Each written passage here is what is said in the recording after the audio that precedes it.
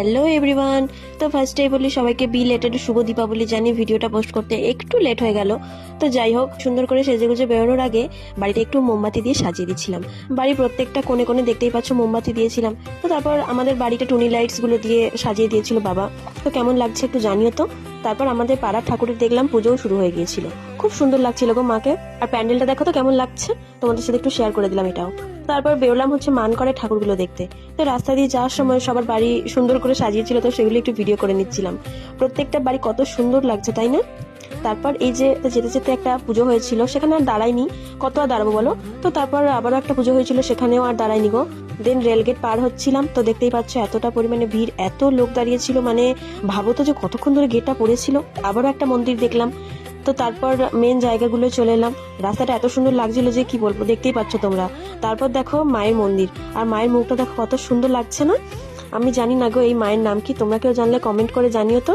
তো তারপর সেটা দেখে বেরোলাম। আর দেখো এখানে বলি দেওয়া হয়।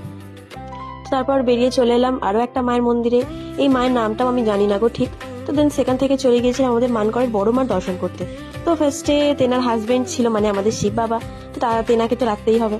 তারপর দেখো বড়মার মন্দিরে কত ভিড়, আর কত সুন্দর করে সাজিয়েছিল না মন্দিরটা। তারপর দেখো মাকে দেখার জন্য গেলাম ভিড় ঠেলে। আর তোমরা মায়ের মুখটা একবার দেখো, মানে কি যে সুন্দর লাগছে কি বলবো। মা তো সবসময় সুন্দর, কিন্তু মায়ের পুজোর দিন যেন একটু বেশি সুন্দর লাগে। তারপর সেখান দিয়েও বেরিয়ে গেলাম মানকরে হাটতলা ঠাকুরগুলো দেখতে। তো রাস্তায় এই দীপাবলিতে এত সুন্দর লাইটিং লাগানো থাকে না, এই লাইটিং গুলোর জন্য না বিশেষ করে আমার এত ভালো লাগে যে কি বলবো। মানে গোটা রাস্তায় এত টুনি লাইট, সবার বাড়ি বাড়িতে টুনি লাইট লাগানো থাকে, দেখতে খুবই সুন্দর লাগে। আর রাস্তায় কত ভিড় দেখতেই পাচ্ছ।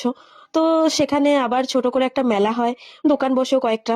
তো তারপর এই দেখো মাকে, কত ফুট কালি না আমি ঠিক জানি না, বাট ভীষণ সুন্দর দেখতে লাগছিল মাকে, ভীষণ মানে অনেকটা বড়।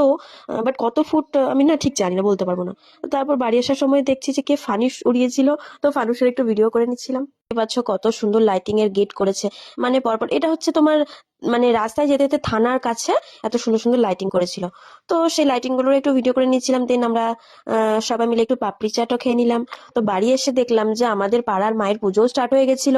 তো সেটারও একটু ভিডিও করে নিলাম। তো দেখতেই পাচ্ছ আমাদের পাড়ার মা হচ্ছে শ্যামা মা, কত সুন্দর লাগছে মাকে দেখতে। তো যাই হোক, ভিডিওটা ভালো লাগলে like comment share and subscribe করে দিও। বাই।